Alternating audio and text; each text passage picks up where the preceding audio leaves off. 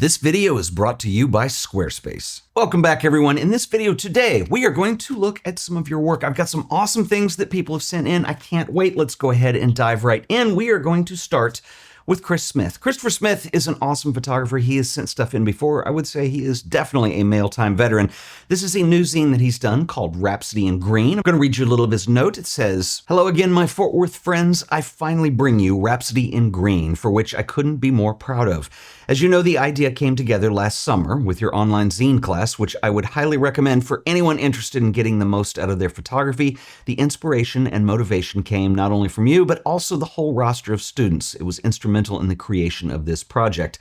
For me, having something tangible like a book, zine, or prints is one of the main reasons that I love photography." So Chris, there is a lot that I love about this. This came out great. I love the idea of this monochromatic sort of concept where you use the color green as the theme, which takes us through a lot of different kinds of things, a lot of different types of pictures. The other thing too, and I don't know if you guys noticed this, there are some autobiographical pictures in here of Chris as a kid, and I love the fact that he has brought that into this as well. This came out great. The cover is absolutely awesome.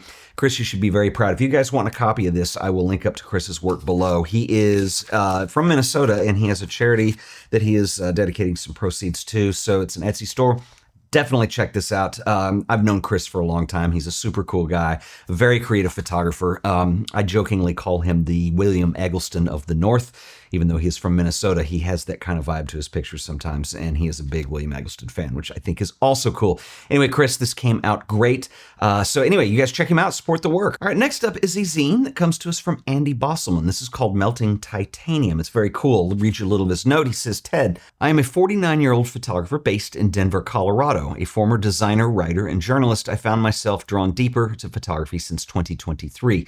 Initially, I found it as a way to escape some harsh realities. Since then, I've been exploring landscape, portraiture, and street photography in both digital and analog formats. As I got more involved in the Denver photo community, Samantha Johnson at Colorado Photographic Arts Center encouraged me to join their biannual portfolio review. I didn't think I was ready. Trying to pull a coherent portfolio as such a broad range of images felt overwhelming, but with the help of a New York-based photographer and educator, Mari Howe, I managed to select and sequence a body of work. The portfolio review turned out to be a turning point. I got valuable feedback, and it may lead to some show or publication opportunities. More importantly, it marked the end of my quote-unquote messing around phase, and I'm now continuing to focus on more deliberate long-term projects. As those come together, I will have more books to share. Thank you for everything you do." So Andy, this came out really nice. I love the design on here. I love the paper choice. It looks awesome, and given your background that you were sharing in your letter, that does not surprise me. It's also interesting to me that you've only been taking photography seriously since 2023, so that's only about 3 years. I think that some of those experiences give you a different foundation than a lot of photographers when they start out, and so it doesn't surprise me. This is really nicely done. And I really love the fact that you're sharing this journey out loud. To do a portfolio review with only 3 years behind you is very difficult. You kind of referred to it as your messing around phase, and I think all photographers deal with that. I certainly did, and most people I know did as well. It takes time to get enough experience and enough work under your belt where you start going down paths of discovery, that point of departure, if you will. So when you finally have things that you relate to, that you do well, that you love exploring, so those long-term projects, that's really important. And I love the fact that you're documenting this. Most photographers, myself included, don't document that early. And to do a portfolio review, I commend you on doing. And I think this is going to go some really nice places for you. I really love what you've done here. The subject matter is a wide variety, I understand, and you acknowledge that, but I really can't wait to see what you do coming up down the future. There's some really good work in here. Nice job, my man. Thank you for sending. You know, this makes me think I am really excited about the wide range of stuff that comes in. I think Andy's project really is outstanding. It's very different than what Chris did, and I've got some other stuff that I'm going to show you that is even more different. And I think this is one of the things that's really unique. I don't really know how I got into this position of sharing work, but I have a lot of people that send me really cool stuff, and today is no exception to this. For those of you who are interested in getting into publishing and maybe doing a zine or a book or a portfolio of your own, I do teach a zine course. It's a workshop that I do online, so you can take it from home, and that stretches over the course of a month. We will meet every week. We do this on Zoom. And the thing that is my favorite about this, week 1, week 2 are the large group. Then we get into week 3, we break into small groups. And that's when you're going to get feedback from me on your project, as well as your colleagues. You're going to get to see what everybody else is doing. And just like the show when I do this here, the range of work is always very impressive when we go into class type situations. No two photographers ever do the same project, and that's what makes it so inspiring to see. You have people who do portraits, people who have traveled, people who have something very specific they're working on, people who are working through something that photography ends up being kind of this therapy for, and to see the choices people make visually is always really exciting. So if you're interested in taking this class, and if you have a project you want to work on, this would be an awesome vehicle for it. I will put a link in the description below. We have 2 coming up. There's going to be one in June and another one in the fall that starts in September. So I hope you guys would join me on that. And without further ado, let's get to some more work. All right, so next up we have this beautiful portfolio of black and white images. This comes to us from Max Cooper, who is a photographer based in North Carolina. This is called Bent Creek. And Max writes, "Dear Ted, here's a little book I made a few years back. I gave up newspaper work in the mid-teens when my son was born, and have since had a relatively quiet life shooting weddings and fly fishing. But you can't turn the journo thing off. This work feels a lot closer and quieter than photographing presidents and disasters, but it's honest and I'll stand on that. This was my first real attempt and it has its flaws, but overall I'm pleased with it. Sold out my first very small run. This one you're holding is the last. I'm thinking of a second volume. There are miles of this creek left to wade. All the best and thank you for holding the line, Max." Max also notes in the intro to this that these are all analog photographs that were developed in Caffenol. And so I think this is a really cool project. Max, this came out great. Black and white, as you know, when you're using print-on-demand services, is a little bit tricky. You tend to, if the printer is not calibrated right beyond the artist's control, you kind of get these shifts that go towards green or sometimes a magenta cast. Everything in here looks really good. You should be very proud of this. In fact, I'm sorry you sold out of this. I would consider ordering some more because I will link up to you in the show description and there might be somebody out there who wants to get this and I would love to see a second volume. I think that would be really cool. Man, this is awesome work. Very different from photojournalism, but I love the fact that this is something that is very meaningful to you. Max also stated a few things in his note here that I didn't read just a minute ago where he was expressing a frustration with things like Instagram and social media. And look, we all feel it. Things like this are very important. This is work that matters. It matters to you and it's going to matter to somebody else, and it's finding that audience. And man, you did an outstanding job on this. This is a really beautiful zine, and you should be very proud.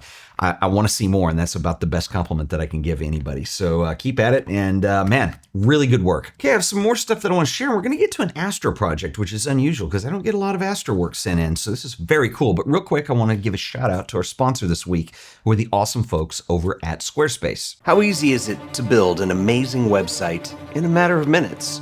Squarespace has you covered. It's dead simple. Head over to Squarespace, hit Get Started. You can start by selecting from an impressive collection of customizable templates, or you can do what I do, build your own. Something unique because, you're not like other websites. Give your site a name. Next, you can build your homepage. We'll start with a few preset layouts just to get us going. Want to sell products like books or prints? Well, you can feature those on your homepage. Create a few more sections if you want. Let's also give it a color palette. There's a whole bunch to choose from, and just get us started. We can change this all later.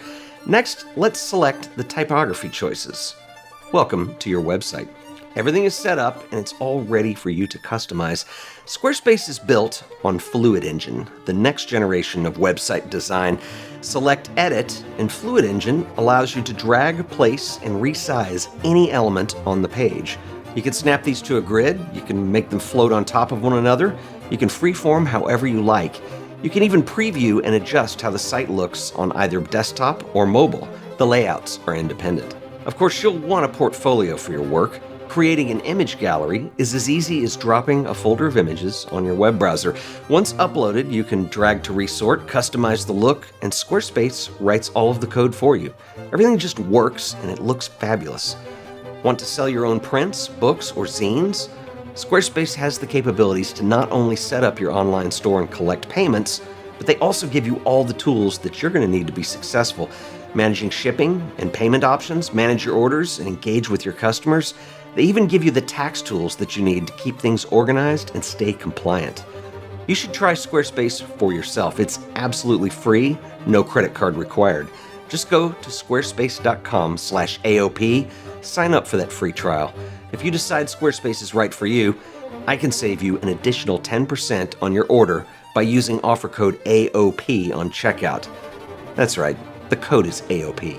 So stop procrastinating. Go build your website today And I want to give a special shout out and thanks to Squarespace for sponsoring this video. So next up is a zine that comes to us from a photographer named Shawn McDonald. This is called Logged Out. I love the title. It is a zine of surf photography. This is really quite good. He enclosed a note also, which reads, "Hello, Ted. It was about 2 years ago when social media began feeling a touch hollow to me regarding photography, and I began to look for alternatives. Your YouTube channel, and specifically your zine reviews, were a huge inspiration for me moving forward in my photographic journey. I'm willing to bet this is your first zine submission featuring surf photography, but I hope that my love for all types of photography is evident in my ocean work. This zine was shot over the course of one summer in my home coast of Panama. Summer here is December through May. I hope to continue to produce more zines like this as opposed to sharing my own work on social media, and your channel is an important part that allows photographers to work together to be able to share our work in a more tangible and fulfilling way. I hope this zine makes the cut and opens your eyes to some photos for some angles you've never seen. Sincerely yours, Shawn." Shawn, this is outstanding. You should be very proud of this. Believe it or not, it is not the first submission, but like everything else, you're going to do it in your own way and put your voice and your own stamp on this. And I think you've done that very successfully. I love some of your shots where you're using the wave to kind of subframe in the horizon. You do it a couple times in here, but it doesn't get stale or old. I think that there's a lot that you're doing right in here. I love your sense of pacing when you have two images up on a page. I like the way that you're producing spreads. I like the way that the images have a dialogue with one another. I think you're doing a lot of things right. The only thing that I would suggest on here, and I know I sound like a broken record because I've said this a billion times before, but when you're going through the zine and you're holding it this way, and all of a sudden I come to a spread, it's not really a spread, it's just a big image where you're requiring the viewer to turn. I'm not a big fan of that. I think it's probably acceptable on a smaller zine like this because it's not a lot of effort, but it just kind of, what it does is it psychologically breaks the rhythm that you're setting up. And all of a sudden, I'm presented with something where I'm not thinking about your next image. I'm thinking about, wait a minute, how am I oriented here? Other than that, I think there's another way you could handle that in here. This is very well done, and you should be very proud of it. The color came out great on here, and this is awesome. And I also love that you kind of mentioned in here that I get this a lot, that people are replacing social media by sending me books, and I think you probably should do both, but I'm happy to have a hand in that if at all possible, and I will link up to Shawn's work in the description with everybody else. Please support your fellow colleagues and the beautiful work that they're producing. So Shawn, thank you for sending. All right, so Astro, this comes to us from Bob van der Vleuten, who is from Belgium. I hope I'm saying your last name right. This is an Astro zine. I'll read you a little of his note. He says, "Dear Mr. Forbes, my name is Bob, and I am a photographer based in Mechelen, Belgium. I have been following your channel for quite some time now, and recently I've been diving into your book, which has been both inspiring and a welcome reminder to revisit certain techniques. Thank you for sharing your perspective. I've enclosed a copy of my zine, In Search of Stars Despite the Light, a project exploring the presence of light pollution in Belgium and the ways we can still connect with the beauty of the night sky. Working on this series meant driving through the night, seeking moments of stillness and awe. It brought me quiet reflection and a renewed appreciation for what the night reveals despite the distractions of artificial light. This is the first work where I feel the images came close to expressing what I saw and how it made me feel. While I know there's always more to learn and refine, I have tried to resist the urge to chase perfection endlessly." So Bob, this is a really interesting project, and it's also a very difficult project, I'm sure, as you know. And I mean the difficulty in getting this to reproduce how you envision it onto paper. One of the things, and I know you guys are probably already noticed this in the videos, is that a lot of these images, it's really tough to make out stars. And I think there's two things stacked against you. One, because it's a project exploring light pollution and still being able to see the stars and the dynamic range that's involved with that, and then also getting that to reproduce onto paper. And it's interesting to me because this is still difficult in the modern age because paper really only gives you about 8 usable stops of dynamic range. And so it's really tough when you're balancing light like this. Some photos work a lot better than others, but I feel like you're making compromises a lot of times where you're either going to side on the shadows or side for the stars. And so I would definitely experiment some more with that in post-production. I like the idea of having this circular night sky image that it precedes the following spread that you've got, but it's really tough to read some of these. And so I would really kind of work on pushing that. Other than that, man, this is a cool idea. I love that you found so much solace in photographing this and making this. And I want to encourage you to keep it up. And if you have any questions, please email me. But I think that that's really the one thing that's going to hold you back a little bit on this, is really making it obvious to the reader what it is that we're looking at. But anyway, you've got a great start in this, and that's the only suggestion I would make. So, man, I really appreciate it. Thanks for sending. I will link up to Bob's work below. All right, so next up is this zine, which comes to us from Herbie Pabst. This is called Random Shots from New Jersey, Volume 1. And I may owe Herbie an apology here because he didn't write me a note. It's actually printed on the inside cover, but he talks about this being done in 2020. Now, sometimes things slip through the cracks. If that's the case, I apologize. But anyway, he writes, "Hi, Ted. Since July 20, 1953, I've walked many steps, traveled many miles, and seen many things. Early on, I could see and feel things that other people didn't. It made me think that I was odd, and instead of asking what was wrong with them, I wondered what was wrong with me. I kept my thoughts to myself, and I continued seeing and feeling what others did not. All of these years, I still do. The year 2020 has been so difficult for my community and the world. These images are just a few of many that I saw last year, and I wanted to share them with you. I hope this collection finds you healthy and safe." And he also goes on to mention that all the images here were shot on film. Herbie, this is really nice. I love the randomness of this, believe it or not. I think your spreads are interesting, how the images relate to one another and how you create a dialogue out of what you're calling some random shots from New Jersey. My one suggestion for you, my friend, is your title. I would think of something a little different. And the reason that I say that is because in your letter, you really suck my interest in when you're talking about you saw and felt things that others didn't and thought it was something wrong with you or whatever. And I kind of wonder, it obviously pertains to the work or you wouldn't have written it in here. If you changed your title into something that was slightly more poetic, I think you could get that same interest right off the bat with the title. And I think this would be something that a lot of people would be really interested in. And I will give you my example that I love to give. Let's just imagine for a second, the most famous photo book probably ever made, well, one of them, was Henri Cartier-Bresson's The Decisive Moment. If he had named that book Henri's Greatest Hits, I think it probably would have had a very different cachet and appeal to people. And so the title is important, and I would work with that a little bit because I think you're onto something interesting. And like I said, I know you mentioned that you shot these in 2020, and I forgot to look at the postage stamp. And if it fell through the cracks, I'm really sorry. But anyway, I appreciate you sending. I will link up to Herbie's website below. Awesome work today. This was supposed to be a rapid fire, and you know me, I get to talking, and that's how that goes. But if you have any questions, drop them in the comments. I will see you guys in the next video. Until then, later.